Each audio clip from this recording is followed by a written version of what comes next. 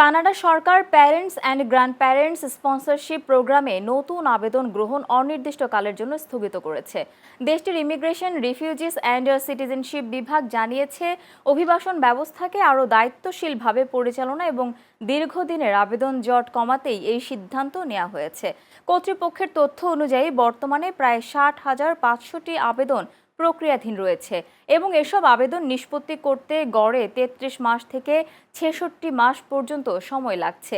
তাই আপাতত নতুন আবেদন নেয়ার সিদ্ধান্ত নেওয়া হয়েছে। সরকারের এই সিদ্ধান্তে বাবা মা বা দাদা দাদি, নানা নানিকে স্থায়ীভাবে কানাডায় নেয়ার পরিকল্পনায় থাকা বহু অভিবাসী পরিবার নতুন অনিশ্চয়তায় পড়েছেন।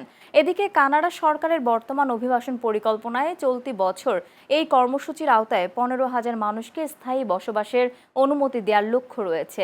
পাশাপাশি সামগ্রিক অভিবাসন নীতির অংশ হিসেবে ওয়ার্ক পারমিট ও স্টুডেন্ট ভিসার সংখ্যাও উল্লেখযোগ্যভাবে কমানোর পরিকল্পনা নিয়েছে কানাডা সরকার।